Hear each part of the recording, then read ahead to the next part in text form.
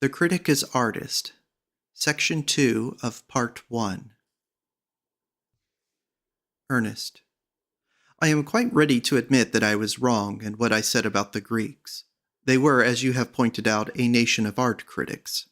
I acknowledge it, and I feel a little sorry for them, for the creative faculty is higher than the critical. There is really no comparison between them. Gilbert. The antithesis between them is entirely arbitrary. Without the critical faculty, there is no artistic creation at all, worthy of the name. You spoke a little while ago of that fine spirit of choice and delicate instinct of selection by which the artist realizes life for us, and gives to it a momentary perfection. Well, that spirit of choice, that subtle tact of omission, is really the critical faculty in one of its most characteristic moods, and no one who does not possess this critical faculty can create anything at all in art. Arnold's definition of literature as a criticism of life was not very felicitous in form, but it showed how keenly he recognized the importance of the critical element in all creative work. Ernest. I should have said that great artists worked unconsciously, that they were wiser than they knew, as I think Emerson remarks somewhere. Gilbert. It is not really so, Ernest. All fine imaginative work is self-conscious and deliberate. No poet sings because he must sing. At least, no great poet does. A great poet sings because he chooses to sing. It is so now, and it has always been so. We are sometimes apt to think that the voices that surrounded the dawn of poetry were simpler, fresher, and more natural than ours, and that the world which the early poets looked at, and through which they walked, had a kind of poetical quality of its own, and almost without changing could pass into song. The snow lies thick now upon Olympus, and its steep, scarped sides are bleak and barren.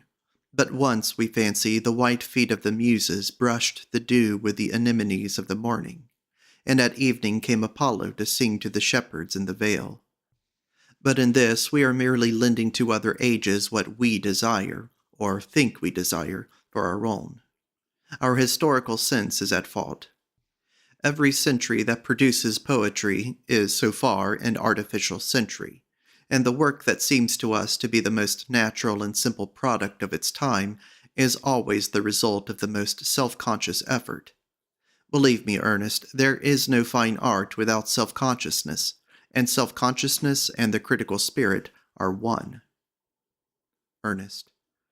I see what you mean, and there is much in it. But surely you would admit that the great poems of the early world, the primitive, anonymous collective poems, were the result of the imagination of races rather than of the imagination of individuals. Gilbert. Not when they became poetry, not when they received a beautiful form. For there is no art where there is no style, and no style where there is no unity, and unity is of the individual. No doubt Homer had old ballads and stories to deal with, as Shakespeare had chronicles and plays and novels from which to work, but they were merely his rough material. He took them and shaped them into song. They become his because he made them lovely. They were built out of music. And so not built at all, and therefore built forever. The longer one studies life in literature, the more strongly one feels that behind everything that is wonderful stands the individual, and that it is not the moment that makes the man, but the man who creates the age. Indeed, I am inclined to think that each myth and legend that seems to us to spring out of the wonder or terror or fancy of tribe and nation was in its origin the invention of one single mind. The curiously limited number of the myths seem to me to point to this conclusion. But we must not go off into questions of comparative mythology. We must keep to criticism. And what I want to point out is this. An age that has no criticism is either an age in which art is immobile, hieratic, and confined to the reproduction of formal types, or an age that possesses no art at all. There have been critical ages that have not been creative in the ordinary sense of the word, ages in which the spirit of man has sought to set in order the treasures of his treasure house, to separate the gold from the silver, and the silver from the lead, to count over the jewels, and to give names to the pearls. But there has never been a creative age that has not been critical also, for it is the critical faculty that invents fresh forms. The tendency of creation is to repeat itself. It is to the critical instinct what we owe each new school that springs up, each new mold that art finds ready to its hand.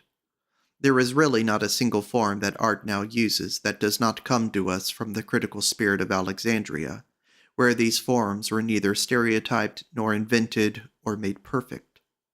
I say Alexandria not merely because it was there that the Greek spirit became most self-conscious, and indeed ultimately expired in skepticism and theology, but because it was to that city, and not to Athens, that Rome turned for her models, and it was through the survival, such as it was, of the Latin language that culture lived at all. When, at the Renaissance, Greek literature dawned upon Europe, the soil had been in some measure prepared for it. But, to get rid of the details of history, which are always wearisome and usually inaccurate, let us say generally that the forms of art have been due to the Greek critical spirit. To it we owe the epic, the lyric, the entire drama in every one of its developments, including burlesque, the idyll, the romantic novel, the novel of adventure, the essay, the dialogue, the oration, the lecture, for which perhaps we should not forgive them, and the epigram, in all the wide meaning of that word.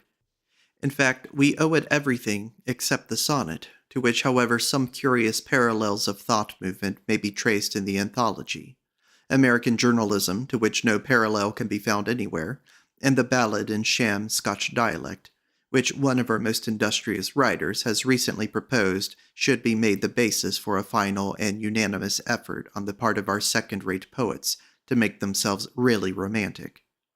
Each new school, as it appears, cries out against criticism, but it is to the critical faculty in man that it owes its origin. The mere creative instinct does not innovate, but reproduces.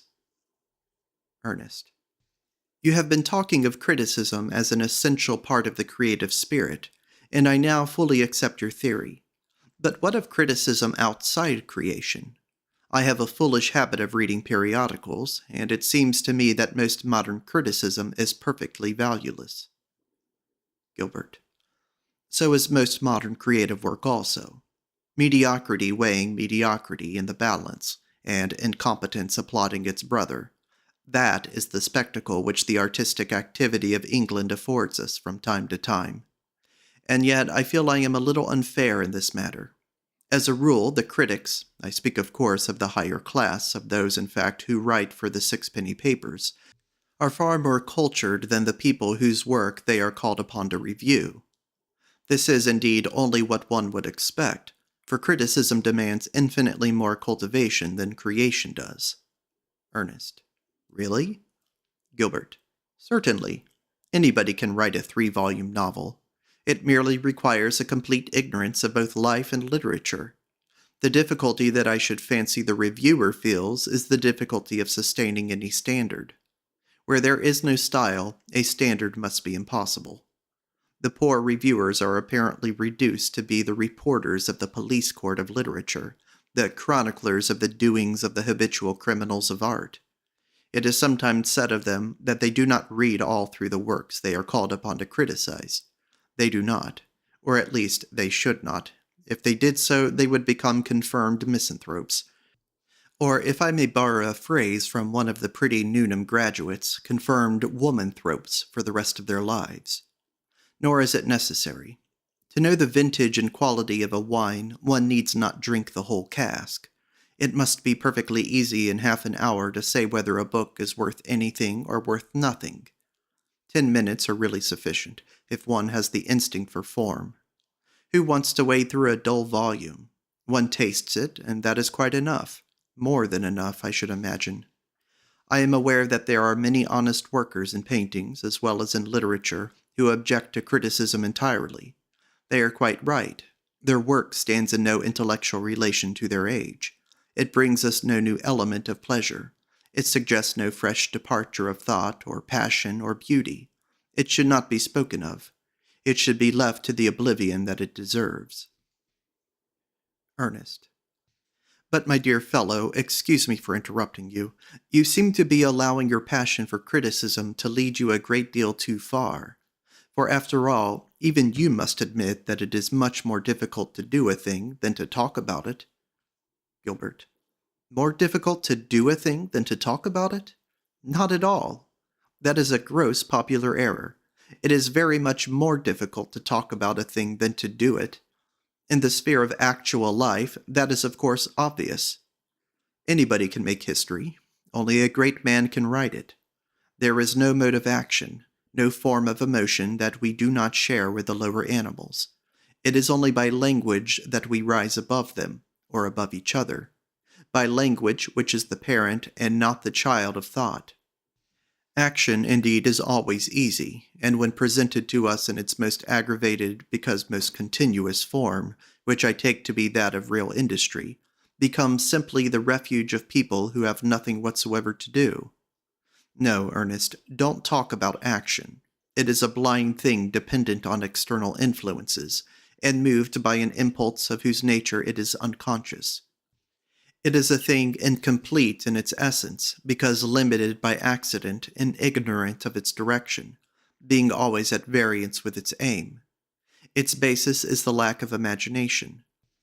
It is the last resource of those who know not how to dream. Ernest. Gilbert, you treat the world as if it were a crystal ball. You hold it in your hand and reverse it to please your wilful fancy. You do nothing but rewrite history. Gilbert. The one duty we owe to history is to rewrite it. That is not the least of the tasks in store for the critical spirit. When we have fully discovered the scientific laws that govern life, we shall realize that the one person who has more illusions than the dreamer is the man of action. He, indeed, knows neither the origin of his deeds nor their results. From the field in which he thought that he had sown thorns, we have gathered our vintage, and the fig tree that he had planted for our pleasure is as barren as the thistle, and more bitter. It is because humanity has never known where it was going that it has always been able to find its way. Ernest. You think, then, that in the sphere of action a conscious aim is a delusion? Gilbert. It is worse than a delusion. If we lived long enough to see the results of our actions, it may be that those who call themselves good would be sickened with a dull remorse, and those whom the world calls evil stirred by a noble joy. Each little thing that we do passes into the great machine of life, which may grind our virtues to powder and make them worthless, or transform our sins into elements of a new civilization, more marvelous and more splendid than any that has gone before. But men are the slaves of words. They rage against materialism, as they call it, forgetting that there has been no material improvement that has not spiritualized the world, and that there have been few, if any, spiritual awakenings that have not wasted the world's faculties in barren hopes and fruitless aspirations, and empty or trammeling creeds. What is termed sin is an essential element of progress. Without it, the world would stagnate, or grow old, or become colorless. By its curiosity, sin increases the experience of the race. Through its intensified assertion of individualism, it saves us from monotony of type. In its rejection of the current notions about morality, it is one with the higher ethics. And as for the virtues, what are the virtues? Nature, M. Renan tells us, cares little about chastity. And it may be that it is to the shame of the Magdalene, and not to their own purity, that the Lucretius of modern life owe their freedom from stain. Charity, as even those whose religion it makes a formal part have been compelled to acknowledge, creates a multitude of evils. The mere existence of conscience, that faculty of which people prate so much nowadays, and are so ignorantly proud, is a sign of our imperfect development. It must be merged in instinct before we become fine. Self-denial is simply a method by which man arrests his progress, and self-sacrifice a survival of the mutilation of the savage, part of that old worship of pain, which is so terrible a factor in the history of the world, and which even now makes its victims day by day, and has its altars in the land. Virtues. Who knows what the virtues are? Not you, not I, not anyone. It is well for our vanity that we slay the criminal, for if we suffered him to live, he might show us what we had gained by his crime. It is well for his peace that the saint goes to his martyrdom. He is spared the sight of the horror of his harvest. Ernest. Gilbert, you sound too harsh a note. Let us go back to the more gracious fields of literature. What was it you said? That it was more difficult to talk about a thing than to do it? Gilbert, after a pause. Yes, I believe I ventured upon that simple truth. Surely you see now that I am right. When man acts, he is a puppet. When he describes, he is a poet. The whole secret lies in that. It was easy enough on the sandy plains by windy Ilion to send the notched arrow from the pointed bow, or to hurl against the shield of hide and flame-like brass the long ash-handled spear. It was easy for the adulterous queen to spread the Tyrian carpets for her lord, and then, as he lay couched in the marble bath, to throw over his head the purple net, and call to her smooth-faced lover to stab through the meshes at the heart that should have broken at Aulis. For Antigone even, with death waiting for her as her bridegroom, it was easy to pass through the tainted air at noon, and climb the hill, and strew with kindly earth the wretched naked corse that had no tomb. But what of those who wrote about these things? What of those who gave them reality, and made them live forever? Are they not greater than the men and women they sing of? Hector, that sweet knight, is dead. And Lucian tells us how in the dim underworld Menippus saw the bleaching skull of Helen, and marveled that it was for so grim a favor that all those horned ships were launched, those beautiful mailed men laid low, those towered cities brought to dust.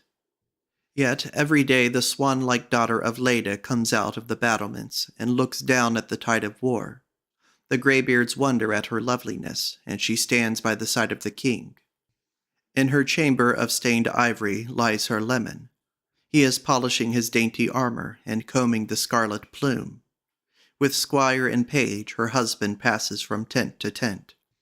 She can see his bright hair, and hears, or fancies that she hears, that clear, cold voice. In the courtyard below, the son of Priam is buckling on his brazen cuirass.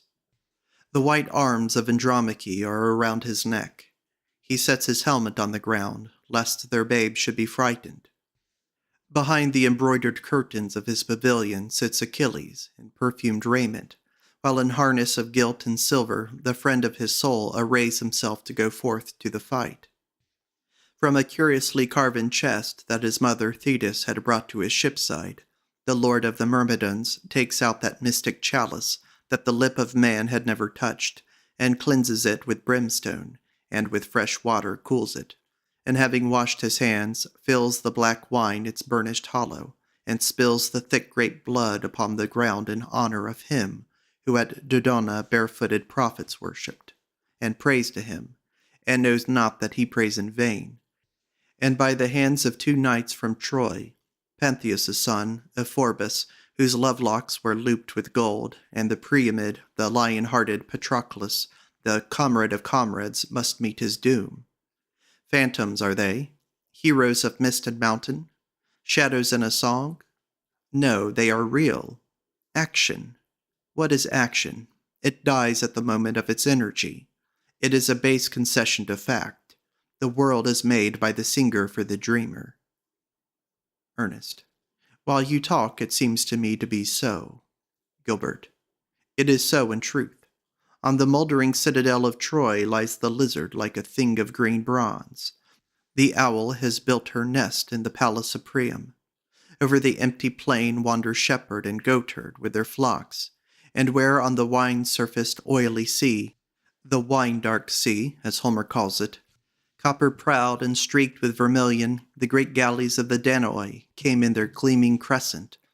The lonely tunny-fisher sits in his little boat and watches the bobbing corks of his net. Yet every morning the doors of the city are thrown open, and on foot or in horse-drawn chariot the warriors go forth to battle and mock their enemies from behind their iron masks. All day long the fight rages, and when night comes, the torches gleam by the tents, and the cresset burns in the hall. Those who live in marble or on painted panel know of life, but a single exquisite instant, eternal indeed in its beauty, but limited to one note of passion or one mood of calm.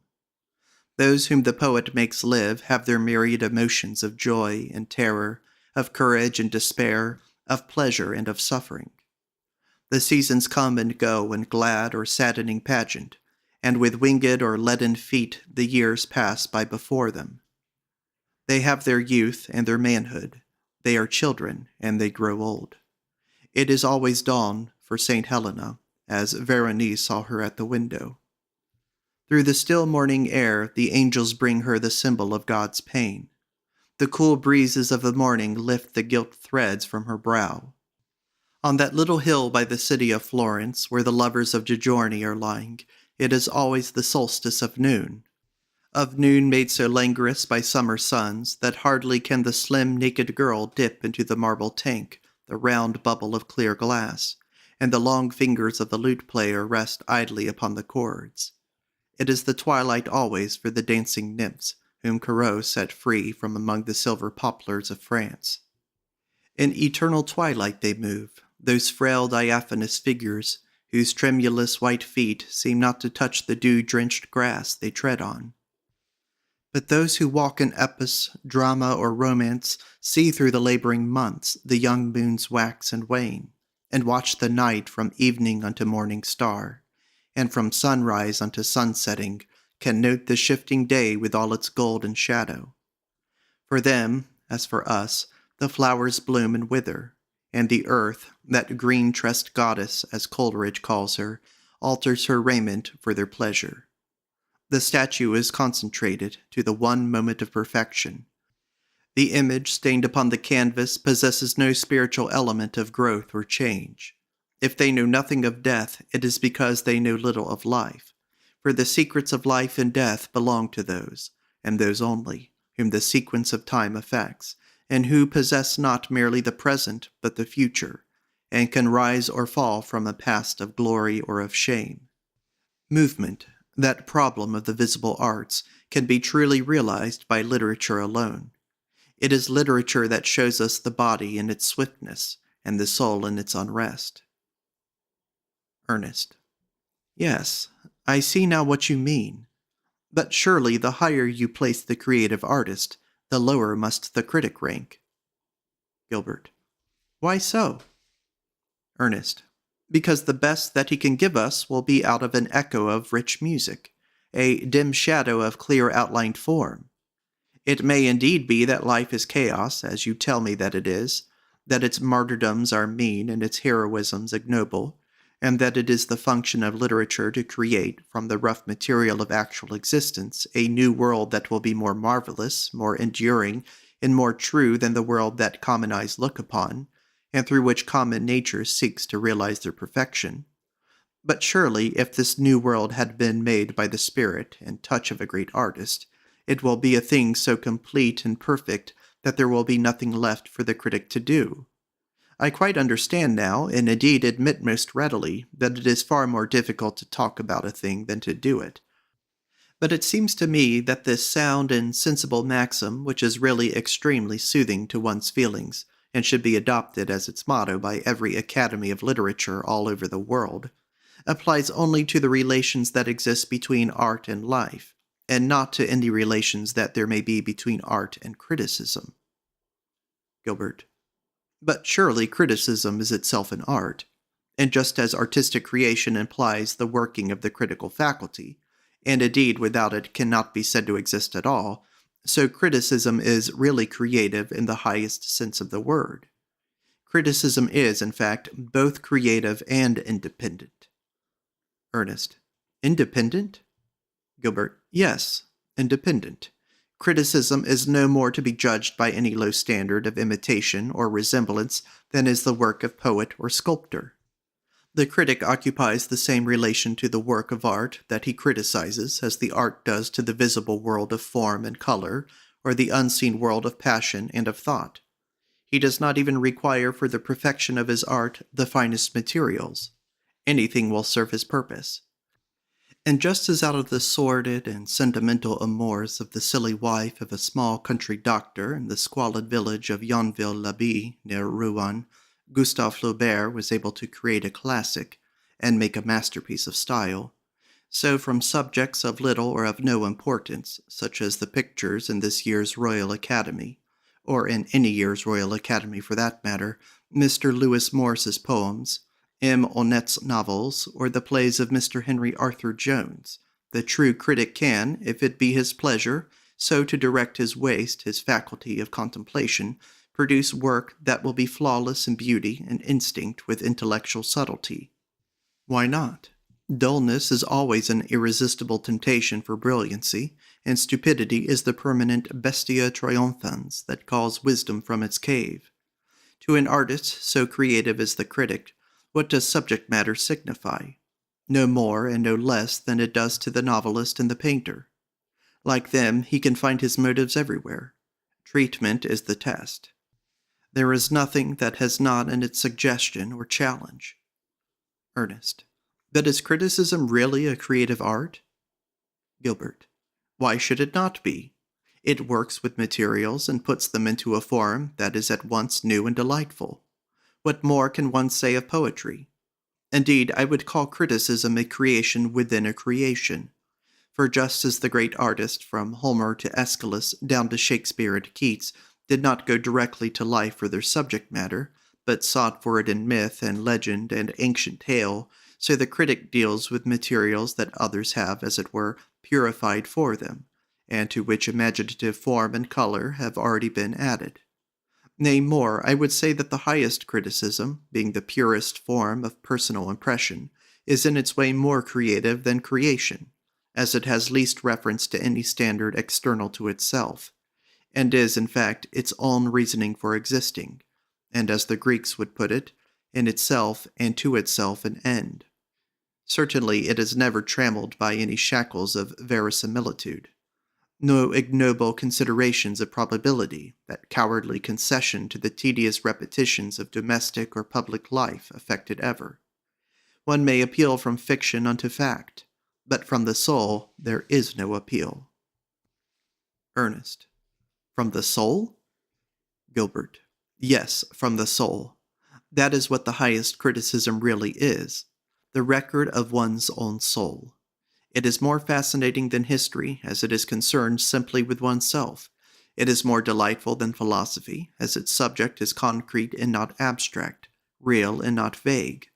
It is the only civilized form of autobiography, as it deals not with the events, but with the thoughts of one's life.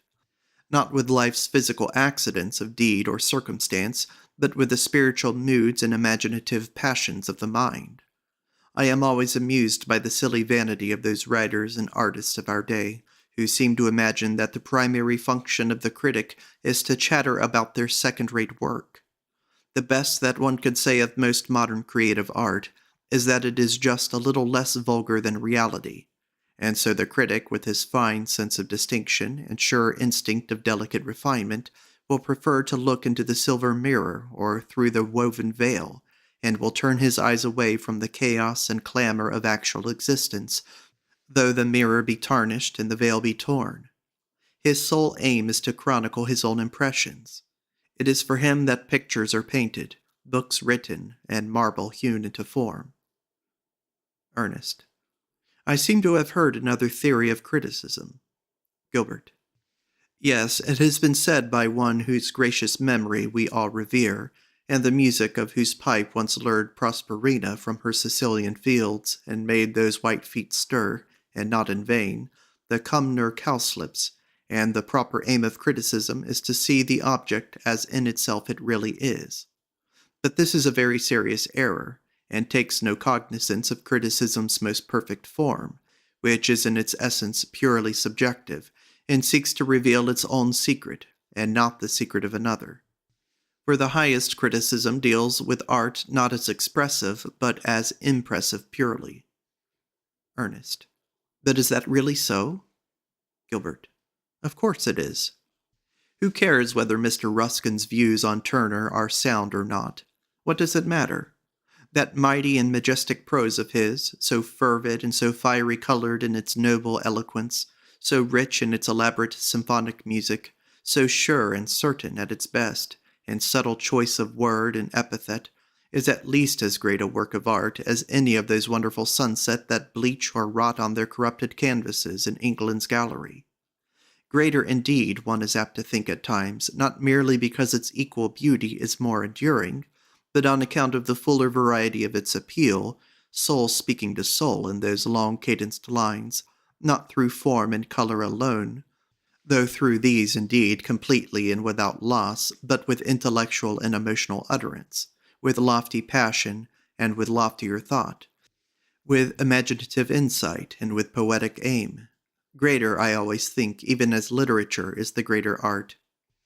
Who, again, cares whether Mr. Pater has put into the portrait of Mona Lisa something that Leonardo never dreamed of? The painter may have been merely the slave of an archaic smile, as some have fancied, but whenever I pass into the cool galleries of the Palace of the Louvre and stand before that strange figure set in its marble chair in that cirque of fantastic rocks, as in some faint light under sea, I murmur to myself, she is older than the rocks among which she sits. Like the vampire, she has been dead many times, and learned the secrets of the grave, and has been a diver in deep seas, and keeps their fallen day about her, and trafficked for strange webs with Eastern merchants, and as Leda was the mother of Helen of Troy, and as Saint Anne the mother of Mary, and all this has been to her but as the sound of lyres and flutes, and lives only in the delicacy with which it has molded the changing lineaments, and tinged the eyelids and the hands. And I say to my friend, the presence that thus so strangely rose beside the waters is expressive of what in the ways of 1,000 years man had come to desire. And he answers me, hers is the head upon which all the ends of the world are come, and the eyelids are a little weary. And so the picture becomes more wonderful to us than it really is, and reveals to us a secret of which, in truth, it knows nothing. And the music of the mystical prose is as sweet in our ears as was that flute player's music that lent to the lips of La Gioconda those subtle and poisonous curves. Do you ask me what Leonardo would have said had any one told him of this picture that all the thoughts and experience of the world had etched and molded there in that which they had of power to refine and make expressive the outward form, the animalism of Greece, the lust of Rome, the reverie of the Middle Age with its spiritual ambition and imaginative loves, the return of the pagan world, the sins of the Borgias? He would probably have answered that he had contemplated none of these things, but had concerned himself simply with certain arrangements of lines and masses, and with new and curious color harmonies of blue and green. And it is for this very reason that the criticism which I have quoted is criticism of the highest kind. It treats the work of art simply as a starting point for a new creation. It does not confine itself, let us at least suppose so for the moment, to discovering the real intention of the artist and accepting that as final. And in this it is right, for the meaning of any beautiful created thing is, at least, as much in the soul of him who looks at it as it was in his soul who wrought it. Nay, it is rather the beholder who lends to the beautiful thing its myriad meanings, and makes it marvelous for us, and sets it in some new relation to the age, so that it becomes a vital portion of our lives, and a symbol of what we pray for, or perhaps of what, having prayed for, we fear that we may receive. The longer I study Ernest, the more clearly I see that the beauty of the visible arts is, as the beauty of music, impressive primarily, and that it may be marred, and indeed often is so, by an excess of intellectual intention on the part of the artist. For when the work is finished, it has as it were an independent life of its own, and may deliver a message far other than that which was put into its lips to say. Sometimes, when I listen to the overture to Tannhäuser, I seem indeed to see that comely knight treading delicately on the flower-strewn grass, and to hear the voice of Venus calling to him from the caverned hill. But at other times it speaks to me of 1,000 different things, of myself, it may be, and my own life, or of the lives of others whom one has loved and grown weary of loving, or of the passions that man has known, or of the passions that man has not known, and so has sought for. Tonight it may fill one with the love of the impossible, which falls like a madness on many who think they live securely and out of reach of harm, so that they sicken suddenly with the poison of unlimited desire, and in the infinite pursuit of what they may not obtain, grow faint and swoon or stumble. Tomorrow, like the music of which Aristotle and Plato tells us, the noble Dorian music of the Greek, it may perform the office of a physician, and give us an anodyne against pain, and heal the spirit that is wounded, and bring the soul into harmony with all right things. And what is true about music is true about all the arts. Beauty has as many meanings as man has moods. Beauty is the symbol of symbols. Beauty reveals everything because it expresses nothing. When it shows us itself, it shows us the whole fiery-colored world. Ernest. But is such work as you have talked about really criticism? Gilbert. It is the highest criticism, for it criticizes not merely the individual work of art, but beauty itself, and fills with wonder a form which the artist may have left void, or not understood, or understood incompletely. Ernest. The highest criticism, then, is more creative than creation, and the primary aim of the critic is to see the object as in itself it really is not? That is your theory, I believe? Gilbert. Yes, that is my theory. To the critic, the work of art is simply a suggestion for a new work of his own, that need not necessarily bear any obvious resemblance to the thing it criticizes. The one characteristic of a beautiful form is that one can put into it whatever one wishes, and see in it whatever one chooses to see. And the beauty that gives to creation its universal and aesthetic element makes the critic a creator in his turn, and whispers of 1,000 different things which were not present in the mind of him who carved the statue, or painted the panel, or graved the gem. It is sometimes said by those who understand neither the nature of the highest criticism nor the charm of the highest art, that the pictures that the critic loves most to write about are those that belong to the anecdotage of painting, and deal with scenes taken out of literature or history. But this is not so. Indeed, pictures of this kind are far too intelligible. As a class, they rank with illustrations, and even considered from this point of view are failures, as they do not stir the imagination, but set definite bounds to it.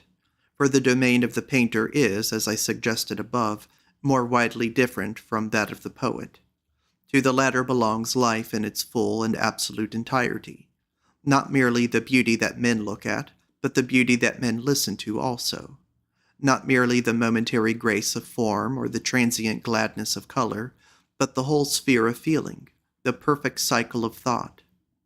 The painter is so far limited that it is only through the mask of the body that he can show us the mystery of the soul, only through conventional images that he can handle ideas, only through its physical equivalents that he can deal with psychology. And how inadequately does he do it, then, asking us to accept the torn turban of the Moor for the noble rage of Othello, or a dotard in a storm for the wild madness of Lear? Yet it seems as if nothing could stop him. Most of our elderly English painters spend their wicked and wasted lives in poaching upon the domain of the poets, marring their motives by clumsy treatment, and striving to render by visible form or color the marvel of what is invisible, the splendor of what is not seen. Their pictures are, as a natural consequence, insufferably tedious. They have degraded the invisible arts into the obvious arts, and the one thing not worth looking at is the obvious. I do not say that poet and painter may not treat of the same subject. They have always done so, and will always do so. But while the poet can be pictorial or not, as he chooses, the painter must be pictorial always, for a painter is limited, not to what he sees in nature, but to what upon canvas may be seen. And so, my dear Ernest, pictures of this kind will not really fascinate the critic. He will turn from them to such works as make him brood and dream and fancy, to works that possess the subtle quality of suggestion, and seem to tell one that even from them there is an escape into a wider world. It is sometimes said that the tragedy of an artist's life is that he cannot realize his ideal. But the true tragedy that dogs the steps of most artists is that they realize their ideal too absolutely. For when the ideal is realized, it is robbed of its wonder and its mystery. and it becomes simply a new starting point for an ideal that is other than itself. This is the reason why music is the perfect type of art. Music can never reveal its ultimate secret. This also is the explanation of the value of limitations in art. The sculptor gladly surrenders imitative color, and the painter the actual dimensions of form, because by such renunciations they are able to avoid too definite a presentation of the real, which would be mere imitation, and too definite a realization of the ideal, which would be too purely intellectual. It is through its very incompleteness that art becomes complete in beauty, and so addresses itself not to the faculty of recognition nor to the faculty of reason, but to the aesthetic sense alone, which, while accepting both reason and recognition as stages of apprehension, subordinates them both to a pure synthetic impression of the work of art as a whole, and, taking whatever alien emotional elements the work may possess, uses their very complexity as a means by which a richer unity may be added to the ultimate impression itself. You see then how it is that the aesthetic critic rejects those obvious modes of art that have but one message to deliver, and having delivered it become dumb and sterile, and seeks rather for such modes as suggest reverie and mood, and by their imaginative beauty make all interpretations true, and no interpretation final. Some resemblance, no doubt, the creative work of the critic will have to the work that has stirred him to creation, but it will be such resemblance as exists not between nature and the mirror that the painter of landscape or figure may be supposed to hold up to her, but between nature and the work of the decorative artist. Just as on the flowerless carpets of Persia, tulip and rose blossom indeed and are lovely to look on, though they are not reproduced in visible shape or line. Just as the pearl and purple of the seashell is echoed in the church of St. Mark at Venice. Just as the vaulted ceiling of the wondrous chapel at Ravenna is made gorgeous by the gold and green and sapphire of the peacock's tail, though the birds of Juno fly not across it. So the critic reproduces the work that he criticizes in a mode that is never imitative, and part of whose charm may really consist in the rejection of resemblance, and shows us in this way not merely the meaning, but also the mystery of beauty, and by transforming each art into literature, solves once and for all the problem of art's unity. But I see it is time for supper. After we have discussed some Chambertin and a few ortolans, we will pass on to the question of the critic considered in light of the interpreter. Ernest. Ah, you admit then that the critic may occasionally be allowed to see the object as in itself it really is. Gilbert. I am not quite sure. Perhaps I may admit it after supper. There is a subtle influence in supper. This is the end of The Critic as Artist, Part 1, by Oscar Wilde. Thank you for listening.